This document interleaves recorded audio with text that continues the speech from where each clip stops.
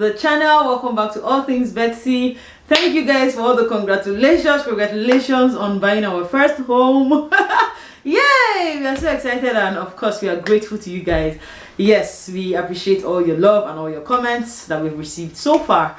Okay, today is the concluding part of our video. In the first video, we shared step 1 to 5 of buying your first home in Canada. If you haven't watched that video, I think you want to start from there before you come watching this one. We shared a lot of nuggets, guys, for free, like free realtors. We're not realtors though. We're not realtors, but I mean, we're sharing our personal experience. So you're getting free advice from people who have walked the walk, right? Yeah, so I think that's pretty good. Today we're going to conclude on that video. We're going to kind of give the concluding part of how to buy your first home in Canada. So as you guys know, this is my husband, Dunstan. Yeah, and I'm Betsy. We both live in Kitchener, Ontario. We are permanent residents in Canada. We are Nigerians originally, and this is where we now call home. Anyway, so yeah, so guys, let's get into the concluding part of step 6 to 10 of buying your first home in Canada. Okay, so the next step would be shopping around. And in order to shop around, you need a realtor. Yeah. You also need to get a lawyer.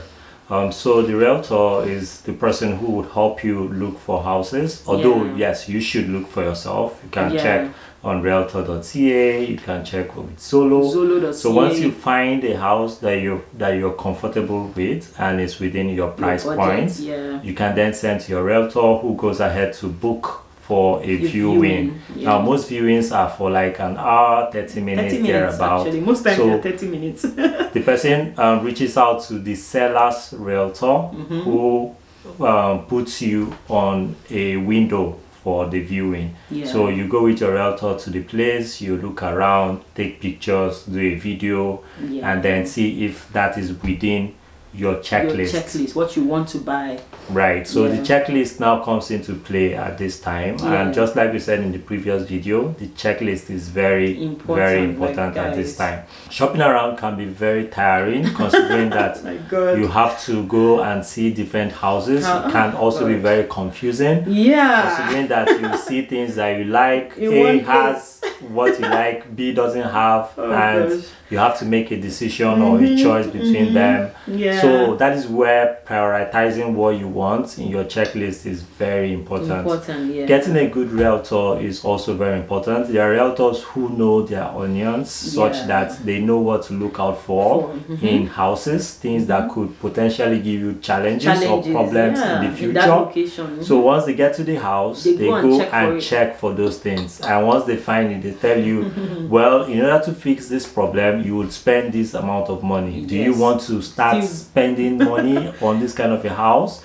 But if you look at it, if the house meets a new home, if the house meets all your budgets, all your checklists, and that is only the snafu or the only challenge on the house, then you can afford to overlook, right? Exactly. And you guys know from the first video we had said as well. So we are giving example from Ontario, where we live. So you're buying a house in Ontario is likely an older home. So yes, you might have to fix one thing or the other. But if you're in a Calgary, a Nova Scotia, a Saskatchewan, maybe just maybe your same affordability of, let's say, the example we started with, which was 500 and was it 550 or so, assuming that that's the same value, right? You might be able to buy a new home there that would not even have any issues at all. In fact, it's not expected to have any problems because it was just built like within the last 5 years. But here you're buying a home that has been there since like maybe 20 years now or so. So it means that a realtor would have to be, on point, be checking out for things that can spoil, so that you can know what the inclusions are, know what the exclusions are as you are viewing the houses. Also note what you would have to likely repair and start planning ahead for your renovation that would likely happen for you, right? Okay, another thing I wanted to talk about realtors is that you have to understand that these people have some kind of conflict of interest, right? So they are representing you, but they don't get paid from you. They get paid from the seller. Right. So the seller is going to have his own realtor. You are going to have your own realtor. The buyer, you as the buyer is going to have your oown realtor. So what it means is they're going to split the commission, right? So in as much as they are representing you, taking you for viewings and stuff, you have to understand that this person also is like, has a conflict of interest. He wants to earn his money and be done with this sale. Right. So they might not necessarily push you outrightly because they're not really allowed by law to do so, but you can get the hints that sometimes they just want to hasten up and move on. But you as well, you're going to be the one to pay the mortgage, you're going to be the one bearing the brunt. So whenever you go out for all of these viewings, just ensure that you know, whatever they're telling you to offer, or whatever they are kind of indicating that, oh, this house is going to sell for 750 or something, just because they know your affordability is likely up to 750. If you know that you can still offer 720, for instance, for that same house and still be within a reasonable market price, please do so. Yes. Because if you go with them, of course, they sell it at 750, they will get maybe like a 5% or something on that 750. So they will always want to push you to probably max out your affordability. Right. So yeah, so based on your market, right, you can also tell. So please just watch out for those traits, because trust me, everybody you're going to be dealing with in this process has their personality trait, and it shows. Some of them want to just kind of trick you or just hasten you up, right? You don't want that. No. You want to take your time, own the process, even though you know that you're working with a professional, right? Still think of it like, this is me now, I'm the one about to spend this money. This person is not going to be the one to pay it for me. So don't allow them just bamboozle you. Think of them like all those people you meet in the market in Nigeria. They take you to go and show you different shops, but at the same time you're going to be the one to pay the money. So they'll be excited, but that excitement, just calm them down and you reason and before you make any offers and all of that. Yeah, another thing I'm going to say about realtors as well is the fact that they will have an agreement, right? So typically you're supposed to sign an agreement with your realtor, with your brokerage, right? So this agreement will just kind of mean that, okay, I'm going to be hiring, say for instance, Dunstan is my realtor. What it means is like, okay, during this next 3 months, for instance, Dunstan is going to be the one representing me on all the houses that I want to purchase.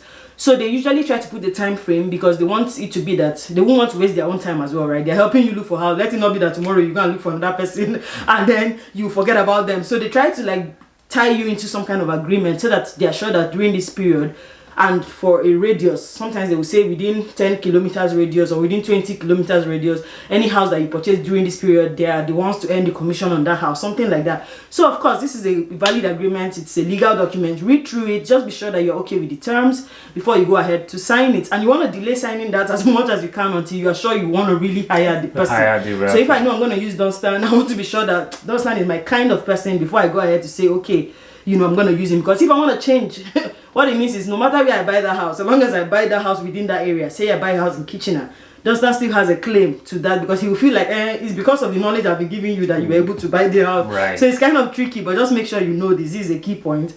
Take your time before you sign anything with them and ensure that you are okay with the person before you go ahead to sign the dotted lines. So we mentioned you also need to get a lawyer. So the lawyer will help to review the status certificates. What's the status certificate again? Okay, so status certificates are like for condos, actually. That's where they come in. So if you're buying a condo, and a condo, when I say condo, don't think apartment that has like several layers or like, you know, a 1 million story building. No.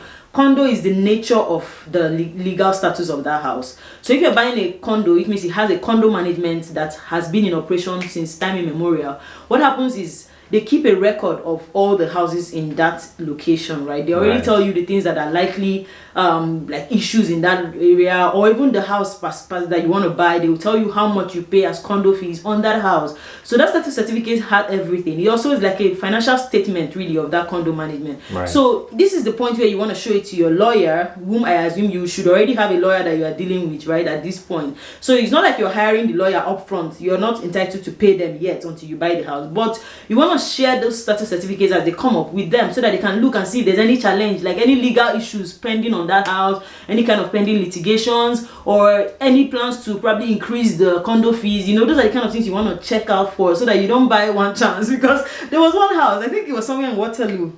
Apparently they were trying to increase the condo fee from, I think it was 300 as at the time when we were shopping, to it was going to go to 480 by the next year, and by the coming year to move again by another 100. But I don't even know what they are planning to do in that place. Do you know that everybody started selling off their house there? If you don't know this information, you will just see a lot of houses coming up there and you think, okay, let me go and buy it. It's like this place. And it was a very nice area. In fact, good schools were around that place. But immediately my realtor just told me that this place, that the way people are selling off their houses here, she wants to go and find out what it was.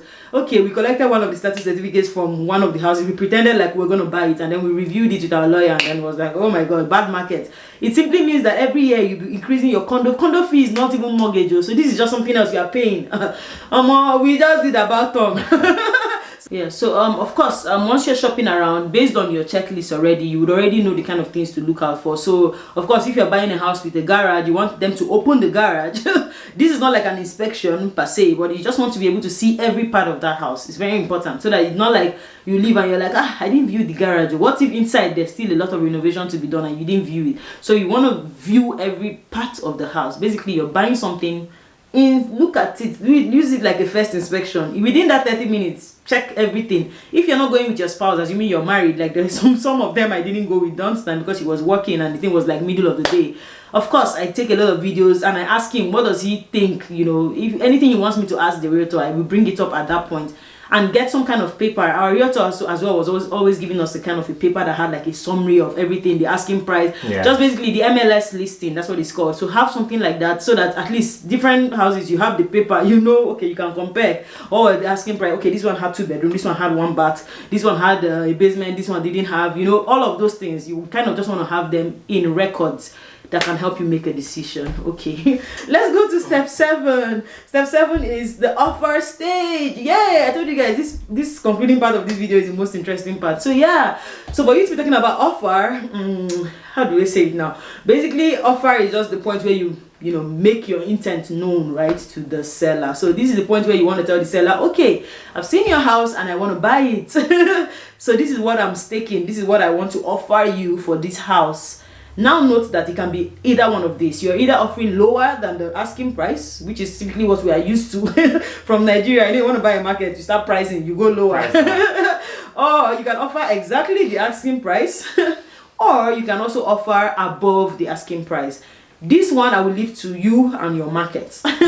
We live in Kitchener, Ontario, and here we offer above asking price for, I would say, 99% of the time, except if you're buying a very scrappy house. But if you're buying like a standard home, right, you're likely going to be offering more. That's where we live. But if you live in a Calgary, who knows, you might be able to offer the exact price or even go lower, depending on where you are. So please work with your market. So at this point, this is where you also say everything is a documentation, is a legal document. So of course your lawyer will be involved at this point.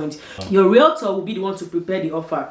So your realtor of course works with some kind of brokerage, so they have some standard offer documentation thingy. So they'll prepare it, put all the details, the seller's information, your own information, how much you want to pay, what you are like insisting on. So these things are like the clauses that you're putting on the offer. So do you want it to be conditional upon financing, in which case you're going to borrow money to buy the house? So you want to say, okay, before this offer will be effective, I must have gotten approval, final approval for the money I want to plan to buy the house with. Or do you want to make it conditional upon inspection of the house? So you say, okay, until I get a certified inspector to come and look at the wires, look at everything to be sure that there's no drainage issues hidden somewhere under your basement, yeah. So all of these are conditions. You can read up all of this as well on your own research, but the offer stage is a very important stage, really. Before you give out that document, you want to be sure that everything you want is contained there, and everything that can help you get the house as well, bearing in mind your market, is also contained there. So you can go conditional, of course, like we have explained, or you can go firm. You can go like without any conditions. Just say, I'm offering you, let's assume the house you were able to afford, how much did we say, 550? Let's assume the house was listed for 450 and you live in an Ontario where you likely want to offer more. So if you're saying, I'm offering you 550 firm, and this is like you're telling the person that I know I'm going to get the financing, so I'm not making it an issue. I know that I don't care about the inspection. I also know that I don't care about whatever, the lawyer reviewing my certificate, everything. I'm just like offering it to you. Basically, take it or leave it. That's what a firm offer is. So before you do this, you want to be sure that your pre-approval was very strong. Right. Brings us back to what we were saying before. You want to be sure that no matter what happens, you're gonna get your financing. And the truth is that you can never be 100% sure. So if you're going firm, know that it's a risk. Risk being you stand to lose your deposit, because as you're making that offer, you're gonna attach a deposit to it. Deposit is what the seller says, okay, before anybody gives me any offer, just put down some money to show your seriousness. So most houses will likely ask you in our area for like a 20 to 25k deposit. So that means that if you go firm, what it means is if you tell them that, okay, take my offer firm, I'm not asking you for any conditions, I must get my mortgage, everything is fine. What it means is if that mortgage doesn't go through, and on the date you were supposed to come and pay the full money, you didn't have it, that 20k that you dropped on No, it could be lost because truly there's some legal process to try and get some of it. But the truth is that you have to prepare like it's gonna go because truly you offered it firm. So avoid offering firm if you're not sure that your leg is very strong. Right. Like as in your pre-approval was so hit free that you know you're gonna get the approval. I'm talking about pre-approvals. A number of mortgage lenders would give you a pre-approval for 90 to 120 days. Yes, and what that means is that within that period, they have done the checks, they have done a hard credit check on your credit score. They're not going to pull it again. So they know that this person is good to go for 90 to 120 days. If you're not able to get a house that you have offered for within the period, you have to get another pre-approval. And that means another hard check, another submission of documents. Which is why you want to hasten up. Which is why you want to determine the location you want to. Yeah, so that you don't waste time. So you don't waste time going up and down. A lot of people spend 6 months, 3 months, 1 year. Why? And that's a lot of pre-approvals, that's a lot of hard checks affecting that credit score you're even trying to build in the first place, right? Yes, so you want to do things as quickly as possible so as to get out. Again, it's even tiring. Yeah, it's tiring. Man, yeah, you guys will be tired. You think it's nice to go viewing houses? Once you view the third one, the fourth one, you're already tired from that entire process. It just becomes like some kind of deja vu. Like, oh my god, I've seen this thing before. That's basically how it feels at that point. Anyway, but at least to conclude on the offer stage, one thing you must know is that the market is key. The knowledge of the market is key. So again, I will emphasize, don't go saying, oh, someone in Calgary offered only 50k above, so I will also offer 50k above where I live. If in that location is 500k above, they usually add. Just move out of that place if you know your money will not even be enough for you to add 5, because they're not going to change it because you are in the market. It's a war. So it has been like that. It's not going to change because you are now there. No matter your prayer, it will not work. Just go to where you know your money can reach, and basically that's what it means, right? So your market is just key. The market is king. You don't have to offer more, you don't have to offer less, you don't have to do anything until you ask your realtor, and of course do your own research. Check what the asking prices of previous homes were, how much they eventually sold for. That can give you an idea of how your market operates, right? And of course ask your friends, like ask people. I just feel like asking questions will solve a lot of things so that you don't go making mistakes. If not, if you offer too low, it means that each time your offer will be rejected. You have to do this process again and do it again and again. Meanwhile, you could have just gone for a lower house, even if it's a 300k house, add the 200 on top as your bidding and get the 500, when instead of disturbing yourself going for a 450k house and offering 500 when you know that the person is really looking for 700, yes. There's no point in doing that. So it's important to just state that at this point. Okay, Dunstan, do you want to help us with point number 8? So the point number 8 is the acceptance stage. Dunstan, do you want to? Yes, so point number 8, acceptance, deposit, signing of the offer and all that. So it's good you've made an offer, right? But it is not dependent on the seller to accept. Yes. So if you're in a market where there is some sort of bidding war, like in Kitchener, for instance, 10 people, 20 people could have viewed that same house that you went to view, so tiring. and they would want to offer far and above the asking price. So if, for instance, the asking price is 500, someone can come and say, I am going to give you 700k for this house without any conditions. And what that means is if you had offered below that, it is at the seller's prerogative to accept or reject. Okay, so once your offer has now been accepted, then the bank draft which you have earlier submitted for the deposit will be cleared. Secondly, you now have to reach out to your lender to speed up the approval. Get the money. Because you have told the seller that, okay, I'm going to buy a house for $1 million and I am going to pay. Yes. If you do not have $1 million resting and cooling off in your account, you have to find that money, right? So this is the point where you now go back to your broker and say, hey, we've gotten the offer, accepted, right? But please speed up. We need money to be able to clear this deal. Exactly. So at that point, your broker will now get into action, reach out to all those banks they have gotten pre-approvals from, and then give you a final offer and say, okay, this bank is ready to give this money to this person, and that money will now be sent to the seller. At that point, your mind can now be rest assured. Exactly. Without getting that money, Your Of mind, course, you have you're not still bought, you have not not here. purchased the house. Now. You are You're probably in a limbo. yes, you're in a limbo and you can lose money even at that point. So Yeah. your offer has been accepted. Good news. Do not sleep yet. Reach out to your mortgage broker to get the final approval. This is the when they will money do all the out. checks, Yes. hard checks, whatever. Ask you a lot of questions. Reach out to your employer. Ask whether you're still working there. You know, basically, this is where they will just check your entire life. Please, once this is happening, this stage, I'm begging you with God, don't go taking any extra credits, loans, or anything. This is not the time where you just say, hey, you want to travel or something. You go and just do one major spend. In fact, immediately you start this house on the process. Hey, just keep your just cut on the down low. on your expenses. Yes. No frivolous buying. The lender does not want to see that you now went and bought a new car. A new car you are or increasing something. your debt. The person would probably not Even give if you not the your money. debt, you're increasing your expense, just your Exactly. monthly So, expense. So it tells the person that keep a low profile. Do not spend Yes. anything. Just do your normal spendings. Don't get new debts. Don't get new yeah, credit just basically cards. live on the low. Pay off your credit card as and when due. Just basically know that you are being checked. You know when somebody's under inspection, that's literally what your life is during this whole process. So if anything, reduce expenses, increase income if you even can. But of course, that's not when you even want to change a job as well. Just anything you are doing, just make sure it's just like it just shows stability. Like just your life should just be stable. Since you presented all of these documents, it means everything should just be the same. We even change jobs. Yes, we had the opportunity to change jobs. Yeah, we at changed that jobs. time, but we had to wait. Yeah, we had to wait and even delay we our had start closed. date. Exactly, guys. You see, this thing is wisdom because we knew we wanted to change jobs at that time, but I didn't change my job during the process. No, you wait until you have gotten the key to the house before you start even, getting your final offer with your new employer. Because if you change jobs, it means you're going on probation again. So that's what the person is seeing. The lender is like, are you about to change job? So that means I need to wait again to be sure this new job is going to confirm you. Yes. So you don't want to do any of this. Wow. Just make sure that your income is just the same stability, the same information you have provided. If you told them your salary was 5k every month, they should just be seeing 5k coming in. No issues. Don't go and take loan. Don't go and tell your employer to deduct any RRSP or anything that will just show that the money is moving. Leave it like a stream process like this.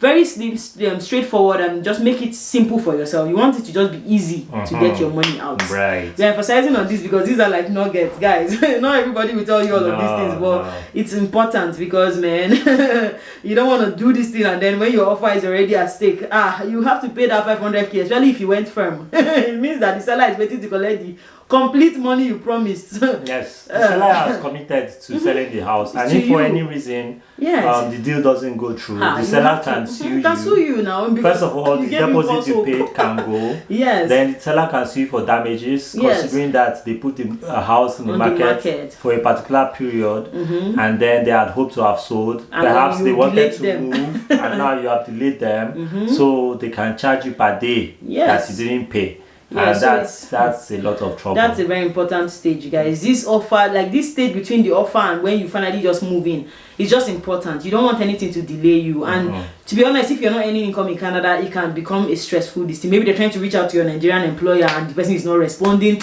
You know how it's just annoying when something is not within your control. But please, if you're a Christian, this is the point where you want to intensify your prayers, because literally you are just like at the verge of hearing yes or no, and a lot of legal disputes coming up. In our own experience, I was happy when we got the final offer, considering that we had shopped and it was tiring. I was tired, and then when eventually we had gotten no, and then we got a yes, I was happy, but still my mind was still here, considering that where are we going to get this money to pay if the mortgage broker does not come through, right? So until the mortgage broker came through and said, you have gotten the financing from the bank, that was when my mind now came down. I was like, okay, oh my god, yes, I can sleep.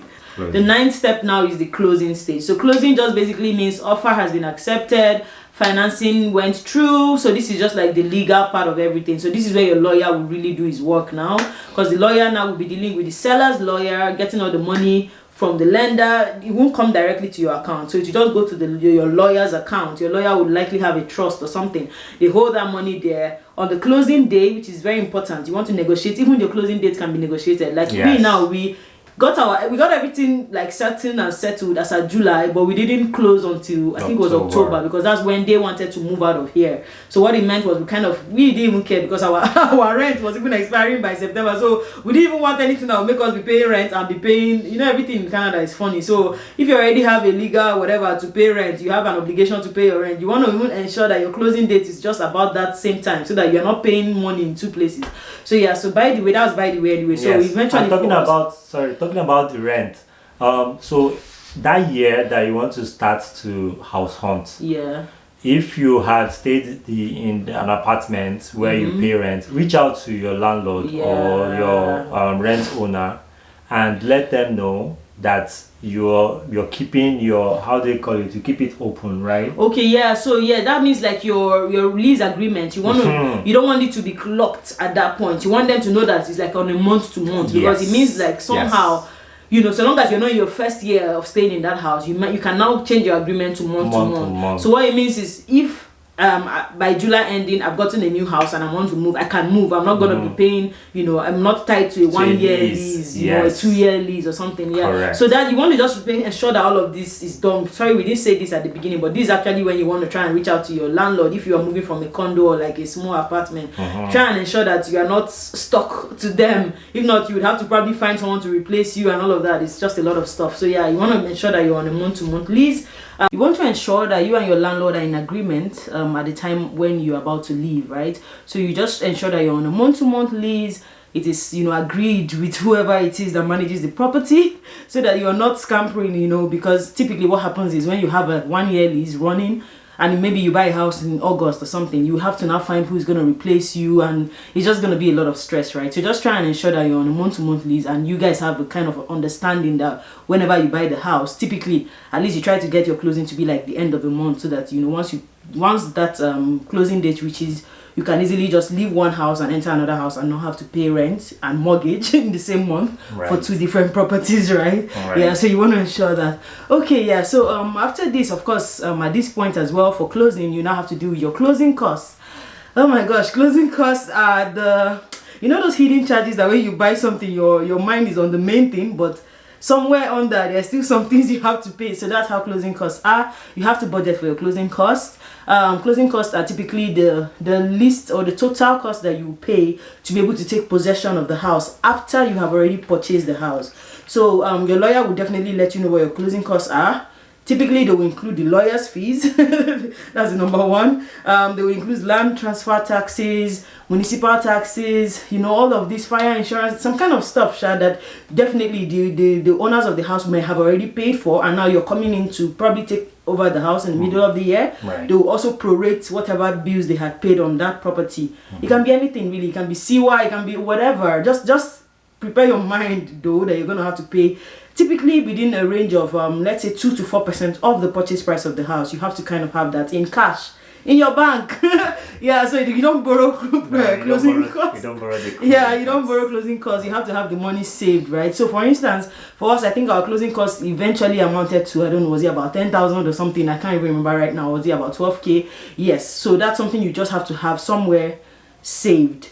Note that you cannot borrow closing costs, so have this at the back of your mind. You cannot close without it, right? So it's something you need to have. Then on the closing date, you and your lawyer would definitely have a meeting set up, right? So all the owners of the house, if it was only one person that bought the house, fine, that person and the lawyer would have some kind of, right now they do it over Zoom, just because right now at the time of this video, COVID is still prevalent, so typically it would have meant you going to your lawyer's office, but now you can do it over Skype or over Zoom. You sign off the documents, DocuSign, and yeah, that's really it. They'll just show you, explain everything to you so that you agree that okay, this is it. Or once you sign this, now you are the owner of this house.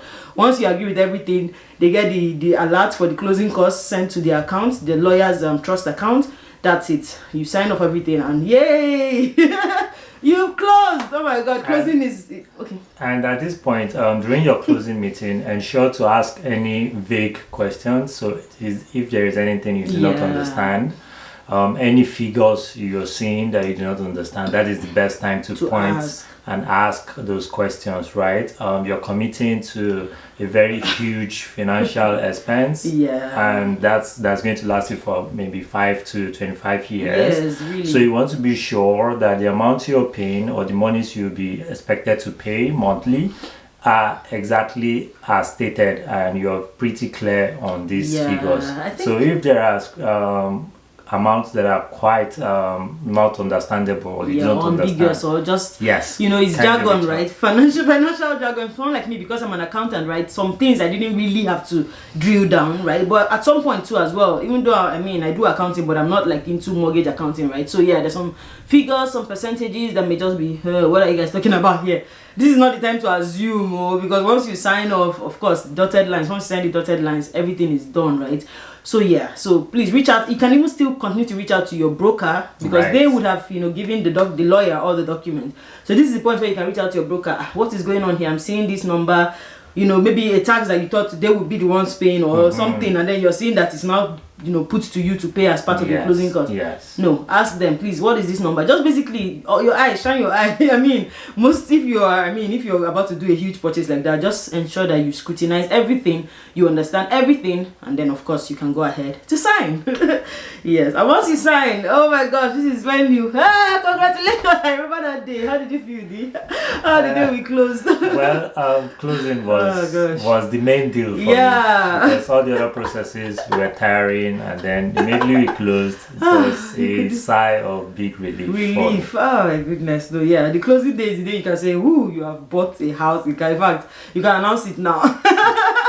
Because truly it's done. Okay, the next will be the final point. Our point number 10 will be the possession. So this is like basically now you have bought the house, the things you need to do to take possession of the house. I'm going to allow Dunstan to talk about this. Okay, so with respect to possession, when you're completing the sale agreement with the seller, you usually have a possession date. Sometimes they would want you to possess immediately. Some other times they will need some time to probably get another apartment or another home they can move to before you can move in or possess that particular apartment you have purchased. So you can negotiate and reach out to your lawyer, who will reach out to their lawyer to reach an agreement on the date that you want. Prior to that possession date, you also have inspection periods or times. Those visits are very important. Probably they're about an hour. Go there with your contractor if you need to anything fixed, so that you can do and take measurements, right? Then back to the possession date. So you have a date that has been agreed with the seller and you. So before that date, you need to prepare from wherever you are, how you're going to move. Do you have a very large truck? Do you have friends who bring their trucks? Do you want to rent a truck that would help you move, or do you want to hire movers, right? Movers would basically just come. All you need to do is put your stuff in boxes, moving boxes, and they will just lift and transfer from your previous home to your current home. Like, I hate moving. It's a lot of stress. A lot of stress. But thankfully for us, we got our friends to help. My colleagues from work, my former place of work, actually, they were my ex-colleagues, but those guys were in fact amazing. If any of you are watching this, thank you so much. We appreciate the help. They literally came with their trucks, and it was even I think that day was raining or snowing. I don't even know which one it was. It rained, right? But then they were there to help move every single item we had from our former apartment to our home. That was like a huge sigh of relief. I did nothing, and I was already pregnant. So I was carrying my little baby, and they just literally did everything. Like, oh my gosh. So so if you have that kind of goodwill, then of course use it. Have people help you. Don't refuse help. You still have a lot of bills you pay where you are moving to, so you want to save on moving costs as much as you can, right? Okay. Another thing is you want to try and minimize on the cost, right? So if you can go to a Facebook marketplace, a Kijiji, buy used boxes. People move all the time, right? So you don't have to go buy new boxes, right? So that's another way you can just save your money. So with respect to moving again, you want to close any utility bills or any accounts you are running in the previous apartment. You also have to have your mails forwarded to your new address. You don't want very important mails to be going to your old address and be lost. So basically have it forwarded to your new address, and then when you're moving to the new address, you have to now reopen new utilities in your name, the water, the hydro, the internet. Of course, have to have your internet company move if they operate in that region. If not, you have to open a new one. Then set up basically everything in your name, so that things will now be coming to you directly, because from the day that it is agreed that you are moving and that you have taken possession of that property, it starts reading in your name automatically, whether you even set those things up or no. They would send you a bill. So they make mistakes. So it's better to be ready up front, right? And not just allow them send you huge bills that you're not even prepared for. Right. Of course, once you've moved into your house, you know you have a new address, right? So go back to every other thing, CRA, driver's license, everywhere that typically had your former address, health card, everything. Go and change your name and your address. Sorry, go and change your address in all of these places so that everything reflects your new address. Your bank account is gonna be linked to everything, right? So just basically you have a new life. Go and enforce it everywhere that needs to be enforced, right? That's it, guys. Okay, guys, we hope you guys enjoyed our video on how to buy a house in Canada. We had a part 1 and this is the concluding part 2. But thank you guys so much. We appreciate your comments. We appreciate all the love that you guys have shared to us throughout this series of how to buy your home. Okay, guys, see you guys next time. Bye.